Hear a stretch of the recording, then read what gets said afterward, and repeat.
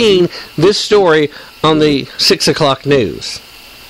We're not hearing this on our local terrestrial radio stations, and we're certainly not seeing this on the mainstream media news outlets, regardless of what they are. They don't want you to know that's going on. All right, going to take a quick break. When we get back, we're going to talk about kids. Well, there's a little more to it than that.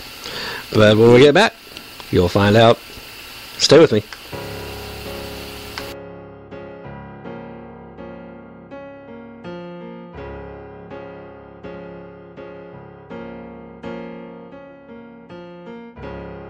I'm looking for a miracle.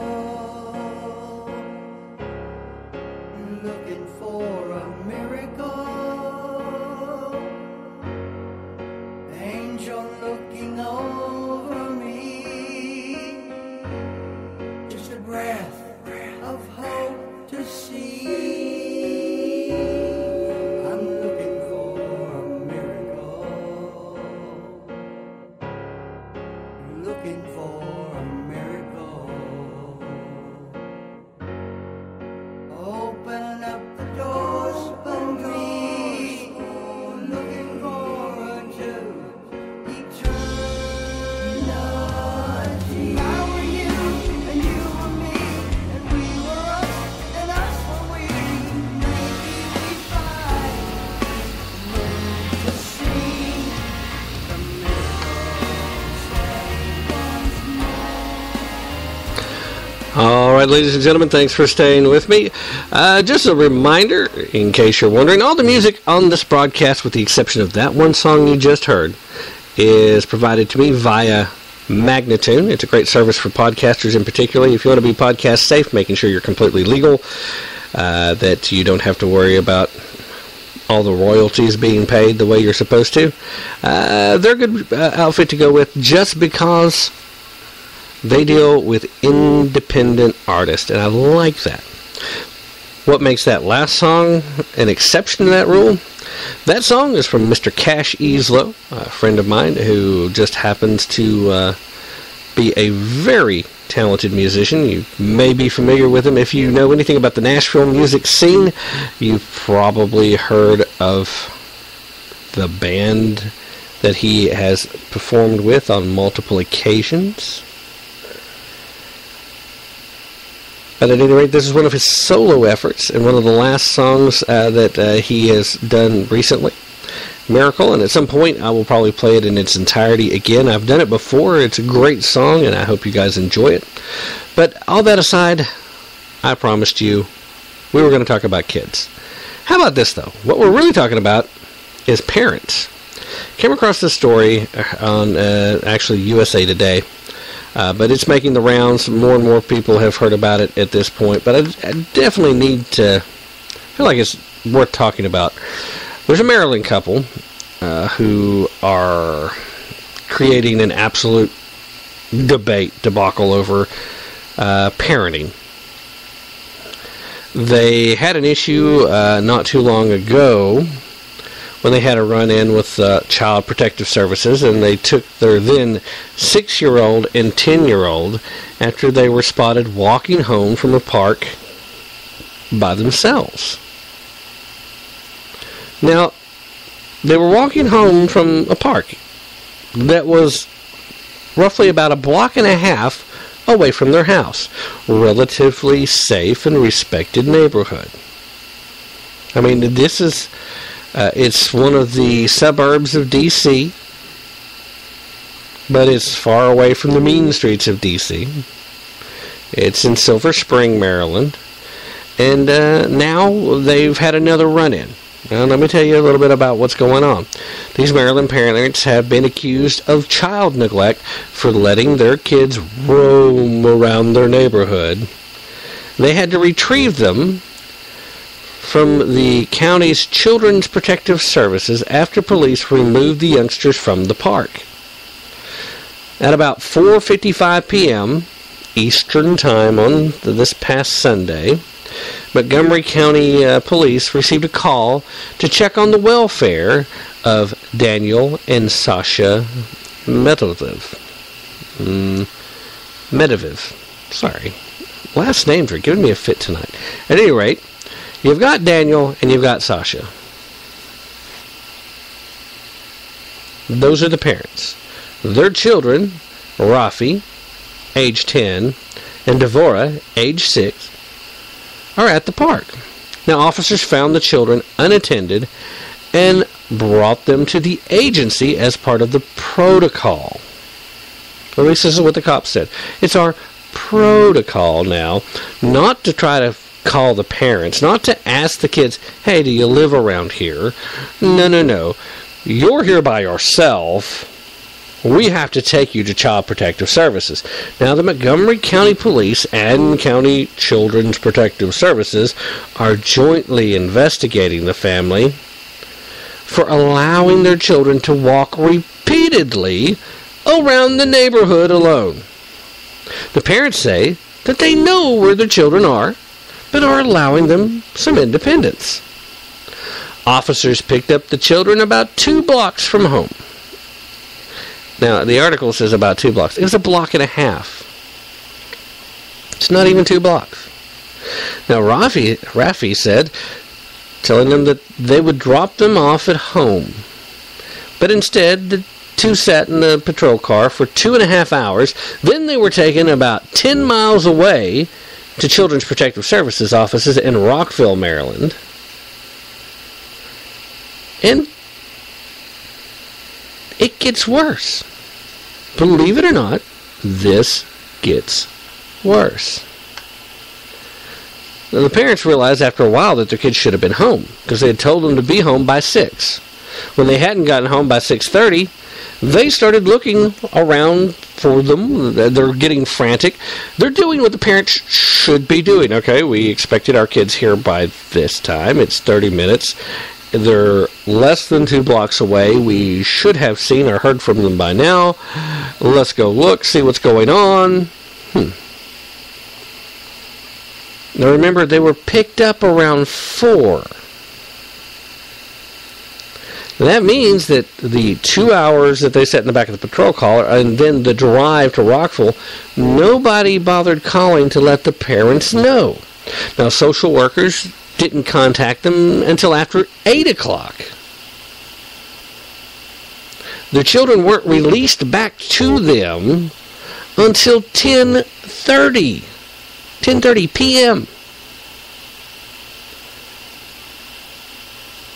The mother was quoted as saying, I can't believe we're going through this again. Remember, this is not the first time they've had run-ins because they believe their kids should be able to walk in their relatively safe neighborhood within reason. They've been missing since 6 o'clock. Somebody called 911. The police called CPS. They decided to bring the kids here, and they didn't call us. Now, this is a quote that was taking place while news reporters were there on the scene as the children were being released. Okay? Now, they didn't bother in order to take the kids home, they now had to have signed a safety plan that prohibits them from leaving their children unattended. At all. No unattended time. Really? Does that even count at home? Can't leave you in the living room by yourself. Sorry, kids. I mean, what is this? We asked them why did they not bring them home. This is, again, Sasha, the wife. They just said, we decided the safety of the children was more important. What? What's not safe about taking the kids 1.5 blocks to their home? Did the children look abused? No, they did not. Did the children look like they were endangered? No, they did not. Maryland law prohibits children younger than age 8 from being unattended in a dwelling or a car, but it doesn't make any reference whatsoever to outdoors. In other words, kids, you can still go play outside in Maryland, according to Maryland state law. Evidently, that's not true in this particular city or neighborhood for whatever reason. A person must be at least 13 years old to supervise a child younger than 8. Okay, now you're getting into that iffy range since one of the 2 children involved was only 10. Back in December, the couple was accused of neglect for allowing their children to walk around the suburban Washington neighborhood together, unaccompanied by an adult. In one instance, Rafi and little Devora were walking from a playground 2 blocks from the home, and in another, the park was about a mile away. So we're talking a matter of blocks, a matter of a mile. Now those actions have sparked a big debate. These folks were in the news a lot, and they were called everything but good parents. In fact, this is part of something that's been called free-range parenting, and it's something that's been going on for decades. Most of the people that are my age and older, this is how we grew up. We had a lot of alone time where we learned to supervise ourselves. It was a part of learning independence. Back in February, Children's Protective Services found that they were responsible for unsubstantiated child neglect, and the couple had to appeal that decision. Now, the decision means that the agency will keep a file on the family for at least 5 years. It also left open the question on what would happen if someone again called police to report that the children were walking without adult supervision.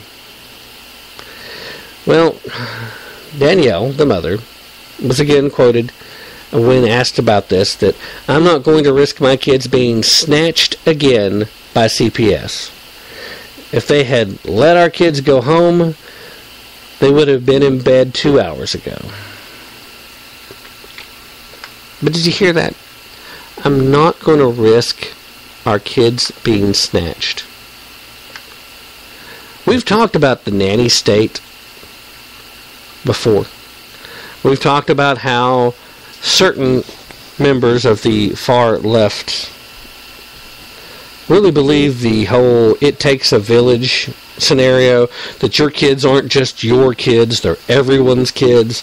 The state, and in this case the state being the government, regardless of what government or which state you're talking about, the state honestly believes that it has ultimate control. It doesn't want to acknowledge that you have rights. It doesn't want to acknowledge that you might know better for your own children. Now, there are some circumstances where Child Protective Services needs to intervene. But here's the part that aggravates me more than anything about that. There is somewhere, probably within the jurisdiction of this particular Maryland County Child Protective Services outfit, children that are genuinely being abused or molested. Are they in their homes? Are they there stopping them? No, they're harassing these people because they let their kids walk in a relatively safe neighborhood. Now, let's talk about safety. Because statistically speaking, even though it may not seem like it because we keep getting bombarded with the worst possible messages, statistically speaking, crime, particularly street crime, is as low as it has been in decades. If you adjust to the total number of people out there who could possibly be committing crimes, it's probably lower than ever, statistically speaking. And when you live in a good neighborhood, and of course, you know, that's what we call a neighborhood where not a lot of crime happens, then you have every reason to believe that your children should be safe. What is wrong with letting them walk outside? We're not talking about 6- and 7-year-olds running around wild. We have one supervised 6-year-old. By age 10, you should in fact be able to walk half a block away. By age 10, you should be able to walk a mile away from home. And as long as these kids have continuously shown to their parents that they're capable of watching the clock well enough to be home by the times that the parents